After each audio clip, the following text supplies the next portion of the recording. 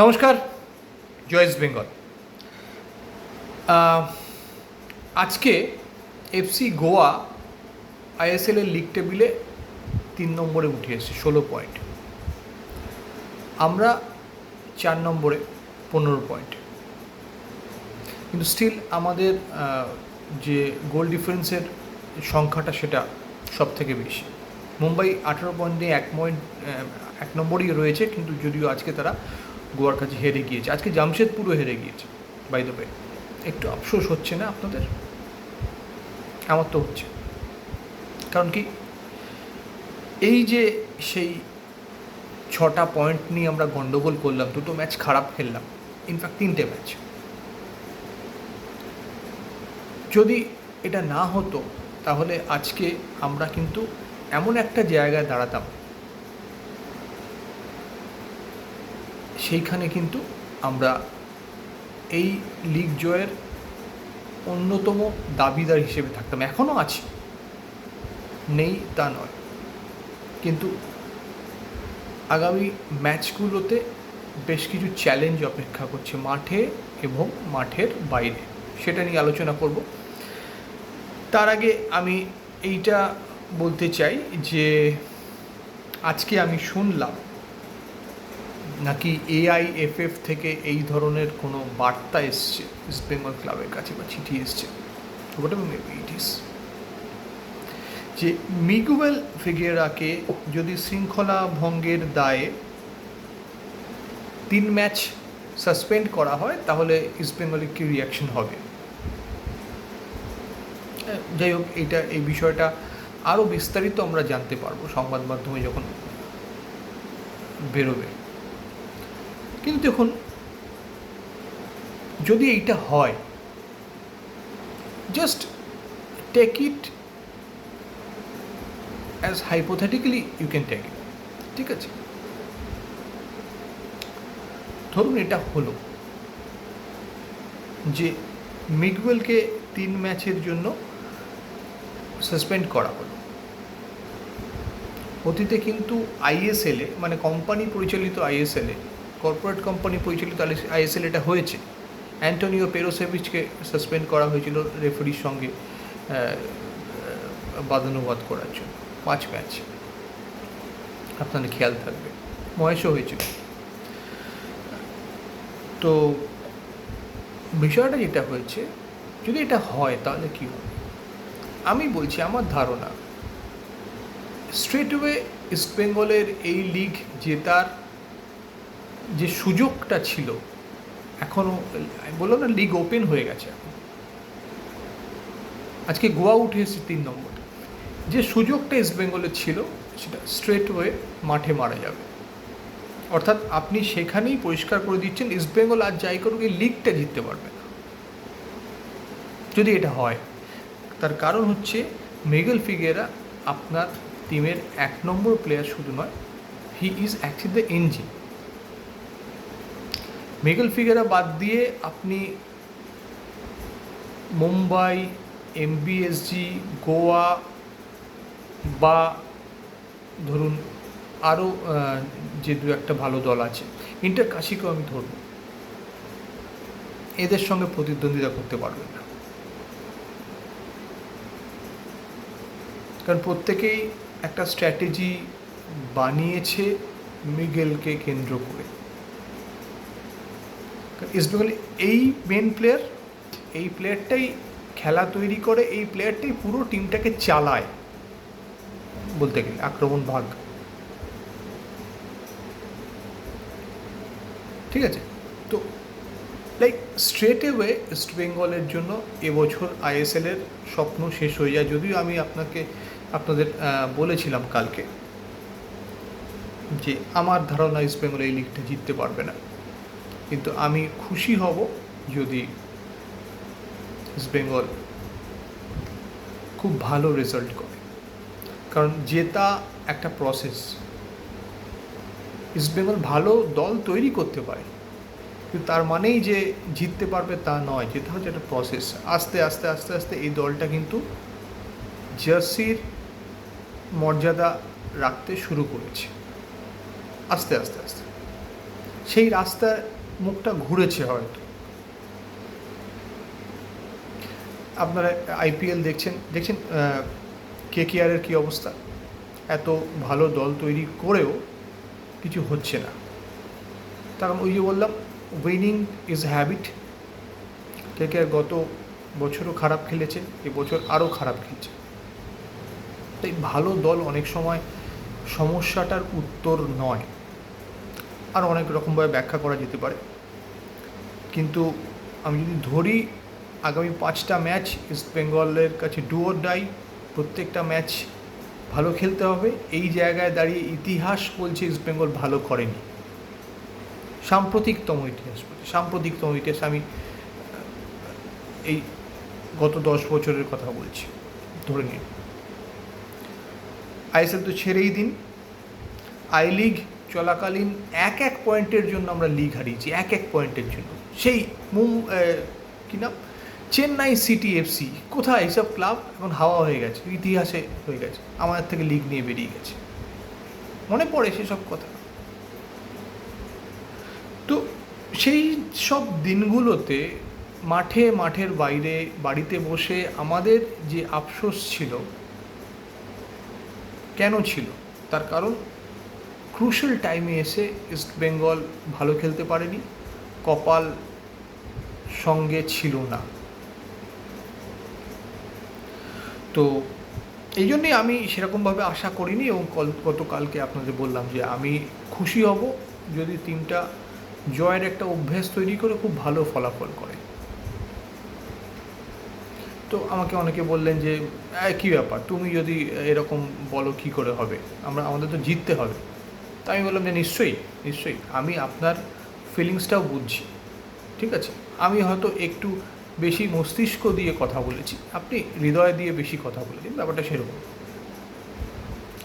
আমি আজকে বলছি যে ইস্ট বেঙ্গলকে যদি জিততে হয় তাহলে মিগেল ফিগেরাকে মাঠে থাকতে হবে। আপনারা বলতে পারেন যে এটা কি কোনো ষড়যন্ত্র বা কিছু তোমার মনে হচ্ছে? আমি ওই শব্দটা ব্যবহার করব না, অত এগিয়ে যাব না। কিন্তু এই আমি যে কিনা ইস্ট বেঙ্গল আড্ডা পরিচালনা করার সময় বলেছিলাম যে কোম্পানি পরিচালিত লিগে রেফারিদের একটা অস্ত্র হিসেবে ব্যবহার করা হতো বেশ কিছু দলের বিরুদ্ধে, সেই সব দলগুলোর মধ্যে ইস্ট বেঙ্গলও একটি দল। কিন্তু এবছর এআইএফএফ এর নিজের আইএসএল তারা পরিচালনা করছে, এবং রেফারি নিয়ে বেশ কিছু অভিযোগ রয়েছে। কিন্তু কোনো পর্যায়ে কোনো জায়গায় দাঁড়িয়ে, আমি তো অনেক ম্যাচগুলো দেখলাম, এটা আমার ব্যক্তিগতভাবে মনে হয়নি যে কোনো দলকে ভিক্টিমাইজ করা হচ্ছে, কোনো স্পেসিফিক দলকে, যেটা আগে ইস্টবেঙ্গলকে করা হতো, আরও বেশ কিছু দলকে করা হতো, এবং বেশ কিছু দলকে অন্যায়ভাবে সুবিধা পাইয়ে দেওয়া হতো। কারা কীরকমভাবে সুবিধা পেয়েছে, লিগ জিতেছে, এসব তো আপনার এই পুরনো কাসুন্দি ঘেটে আর লাভ নেই, ঠিক আছে। সেটা আমার মনে হয়েছিল এই যে লিগটা হচ্ছে ছোট একটা লিগ, এর পরবর্তীকালে বড় লিগ হবে। এআইএফ একটা এত ঝামেলার পর একটা লিগ চালু করেছে, সেই লিগে রেফারি ভুল হচ্ছে, রেফারিদের ডিসিশন নিতে ভুল হচ্ছে বেশ কিছু, কিন্তু রেফারি প্রতিহিংসামূলক আচরণ করছে কোনো স্পেসিফিক টিমের বিরুদ্ধে, সেটা মনে হয়নি আমার। কিন্তু লাস্ট ম্যাচ ইস্টবেঙ্গলের 3-3 হওয়ার পরে, সেদিনই আমি বলেছিলাম, লাস্ট ইস্টবেঙ্গল আড্ডা আপনারা শুনেছেন, আমার মুখে আপনারা শুনেছেন, এবং আমার সতীর্থরাও বলেছে যে রেফারি কিন্তু একটা ভিন্ডিকটিভ আচরণ করেছে। রেফারির আচরণ দেখে সেটা মনে হয়েছে, এবং পরবর্তীকালে আমি দেখলাম শুধু আমি একা নয়, আমার ইস্টবেঙ্গল আড্ডার আমার গেস্ট এরা শুধু নয়, সকলে, অনেকে, ইভেন সংবাদ মাধ্যম যারা একটা নিরপেক্ষ জায়গা থেকে ম্যাচটা দেখার চেষ্টা করেছে, তারাও বলছে। কোন সংবাদ মাধ্যম বলছে? আনন্দবাজার পত্রিকা।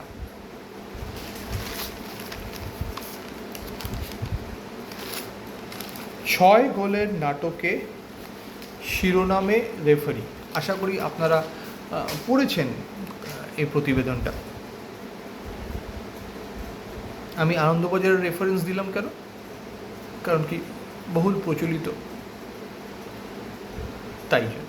আরও অন্যান্য খবরের কাগজও নিশ্চয়ই আছে, এদিক ওদিক করে অনেকেই হয়তো এই কথাটা বলেছেন, কিন্তু আমি এখান থেকে কিছুটা অংশ আপনাদের পড়তে চাইব আপনাদের সামনে, আপনাদের বুঝতে সুবিধা হবে। আপনারা হয়তো পড়েছেন, কিন্তু এই যে এখন আমরা কথাবার্তা বলছি তার পরিপ্রেক্ষিতে আপনাদের বুঝতে সুবিধা হবে।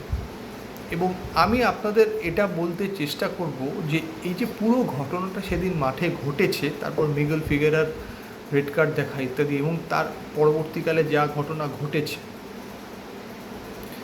ওর বলে লাথি মারা ইত্যাদি ইত্যাদি, এবং তার ফলে এখন যে আসছে যে তাকে কেন সাসপেন্ড করা হবে না 3 ম্যাচ, এই পুরো ঘটনাটাই আমার মনে হয়েছে এটা কিন্তু করা হয়েছে, চিন্তাভাবনা করে এটা করা হয়েছে।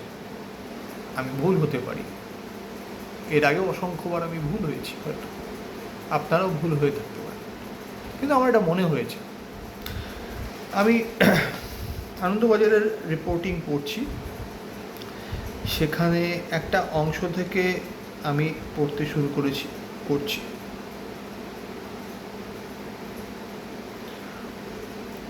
এটা আছে ফার্স্ট প্যারাগ্রাফের নিচের দিক থেকে।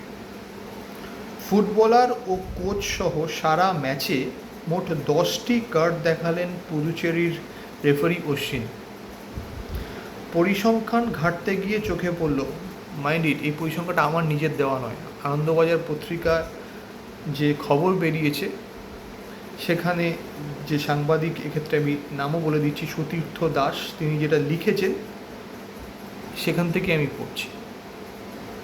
পরিসংখ্যান ঘাঁটতে গিয়ে চোখে পড়ল আইএসএলে ম্যাচ প্রতি অশ্বিনের দেখানো হলুদ কার্ডের সংখ্যা 5.42, মানে এটা অন অ্যান অ্যাভারেজ বলছেন উনি। তারপর একটা বিস্ময়বোধক চিহ্ন দিয়েছে। আইএসএলে প্রতি ম্যাচে অশ্বিন অর্থাৎ 5টারও বেশি হলুদ কার্ড দেখান। এমনকি আইএসএল 2024-25 মরশুমে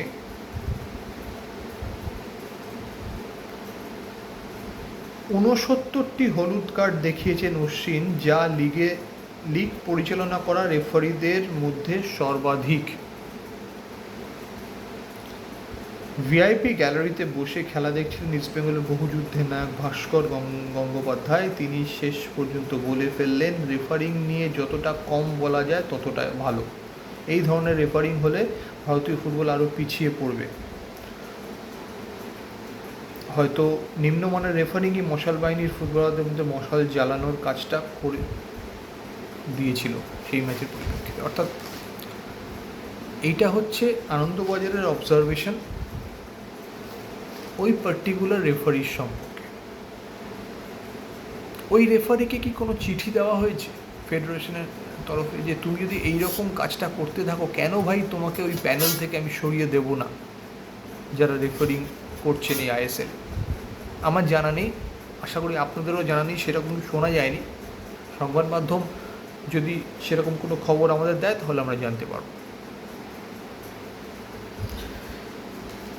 এরপরে আমি যেটা পড়ছি সেই দিনের ঘটনা এক্স্যাক্টলি কী হয়েছিল, আনন্দবাজার যেটা ব্যাখ্যা করেছে, বলেছে যেটা, এটার জন্য আমি চলে যাচ্ছি 3rd প্যারাগ্রাফে। শুরু থেকেই পড়ছি। এরপরেই প্রচারের আলোয় অশ্বিন, বল দখলের লড়াইয়ে জড়িয়ে, প্রচারের আলোয় অশ্বিন মানে রেফারি, কি ঘটছে? বল দখলের লড়াইয়ে জড়িয়ে পড়েছিলেন আশিক কুরনিয়ান ও মিগুয়েল। দুজনের অল্প হাতাহাতিও হচ্ছিল। সেই সময় তাদের মাঝখানে চলে আসেন বেঙ্গালুরু এফসির সহকারী কোচ, মাইন্ড ইউ।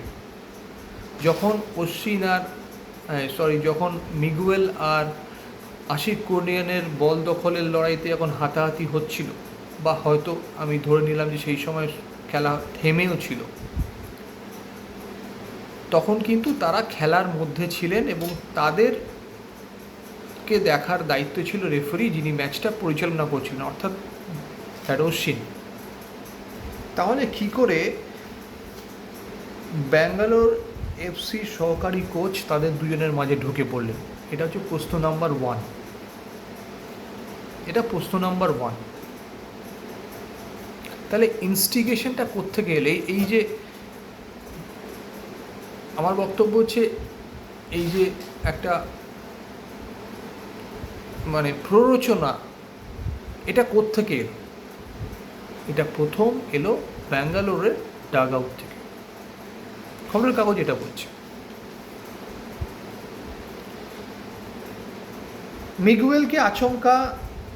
মিগুয়েল আচমকা তার গলা ধরে সরাতে যান, মানে সেই যে অ্যাসিস্ট্যান্ট রেফারি ছিলেন, তার অ্যাসিস্ট্যান্ট কোচ ছিলেন, তাকে মানে সহকারী কোচকে, ব্যাঙ্গালোরের সহকারী কোচকে মিগুয়েল গলা ধরে সরাতে চান। এতে চতুর্থ রেফারি মিগুয়েলকে লাল কার্ড দেখান।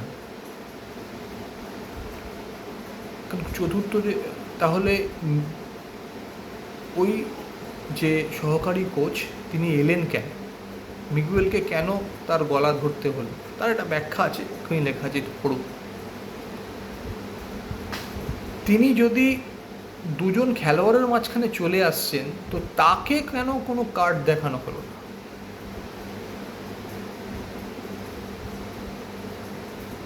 প্রশ্ন এটা হয়েছে, এটাও 2 নম্বর প্রশ্ন। এবার এখানে তারপরে যেটা লেখা হচ্ছে, পরে সাংবাদিক সম্মেলনে লালুত কোচ অস্কার বলেন, মিগুয়েল সাইডলাইনে থাকার সময় তাকে পর্তুগিজ ভাষায় সমকামী বলা হয়। তখনই মিগুয়েল প্রতিক্রিয়া দেখান এবং বুঝতেই পারছেন তার ফলে প্রতিক্রিয়া দেখান। এখানে একটু ভালো করে আপনাদের খেয়াল করতে হবে অস্কার বুজন কি বলছে। মিগুয়েল সাইডলাইনে থাকার সময় তাকে পর্তুগিজ ভাষায় সমকামী বলা হয়, তখনই মিগুয়েল প্রতিক্রিয়া দেখান। এখানে যে বিষয়টা, মিগুয়েল সাইডলাইনে থাকার সময় কি মানে তখন কি অলরেডি মিগুয়েলকে লাল কার্ড দেখানো হয়ে গেছে, সে তখন সাইড মানে মাঠ ছেড়ে বেরিয়ে এসছে, তখন কি তাকে সমকামী বলা হয়েছে? এবং তার প্রতিক্রিয়ার জন্যই কি সে বল শট মেরেছে ব্যাঙ্গালোরের ডাগ আউটের দিকে? অস্কার বুজন কি এক্স্যাক্টলি এইটা বলতে চেয়েছেন? তাহলে এর আগে যে ঘটনাটা ঘটল, যে সহকারী কোচ 2 ফুটবলারের মাঝে চলে এলেন এবং তাকে গলা ধরল মিগুয়েলকে লাল কার্ড দেখানো হলো, সহকারী কোচ কেন এলো? সে প্রশ্নের কি কোনো উত্তর আছে? সে কেন এলো এবং সে কেন কার্ডেড হলো না? তাকে কেন কার্ড দেখানো হলো না? আচ্ছা, এরপর তো ওই কথা যে ব্রায়ান, যে ওদের যদি ব্রায়ানের লাল কার্ড প্রত্যাহার করে হলুদ কার্ড হয়, তবে মিগুয়েলের লাল কার্ডও প্রত্যাহার করা উচিত বলে মনে করেন আমাদের কোচ। এরপর ইত্যাদি ইত্যাদি কর্মকর্তাদের মন্তব্য। এরপরে যে ঘটনা, সেই ঘটনা ব্যাখ্যা করা হচ্ছে। এরপর ঘটনাটির জন্য মোটেও প্রস্তুত ছিল না সমর্থকরা। আচমকা হতাশায় সরাসরি ব্যাঙ্গালোর এফসির ডাগ আউটের দিকে জোরালো শট নেন মিগুয়েল। এই আচরণের জন্য নির্বাসনের খাড়া নেমে আসতে পারে মিগুয়েলের ওপর। এবার একটা ইন্টারেস্টিং জিনিস, তার আগে অবশ্য এডমন্ডকে ফাউল করেন রায়ান উইলিয়ামস, যার ফলে নিশ্চিতভাবেই কার্ড দেখা উচিত ছিল রায়ানের, যেটা আনন্দবাজার মনে করছে ফাউলটা মানে ঠিকঠাক, মানে এই ফাউলটার জন্য তার কার্ড দেখা উচিত ছিল। কিন্তু অশ্বিনের বদান্যতায় বেঁচে যান ব্যাঙ্গালুরুর ফুটবলার।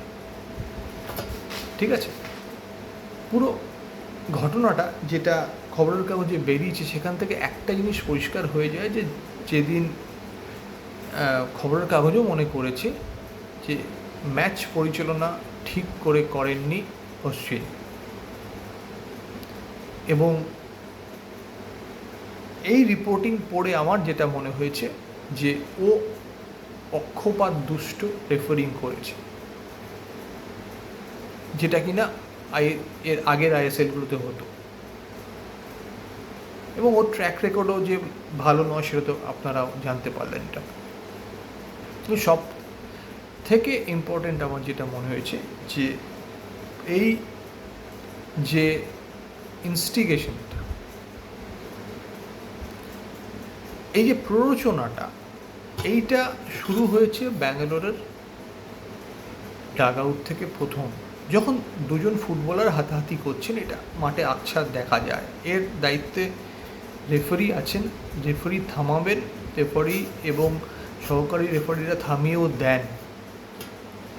যে খেলোয়াড়রাও আছে তারাও এসে কিন্তু দু দলের খেলোয়াড়রা এসে অনেক সময় আমরা দেখি থামিয়ে দেন, আবার অনেক সময় তারাও জড়িয়ে পড়েন, কিন্তু অনেক ক্ষেত্রে থামিয়েও দেন। সহকারী কোচের এই দুই ফুটবলারের মাঝে আসার কি দরকার ছিল? তার জন্য তার কি কোনো রকমের কোনো কার্ড হয়েছে? প্ররোচনাটা তাহলে কোথার থেকে এসেছিল?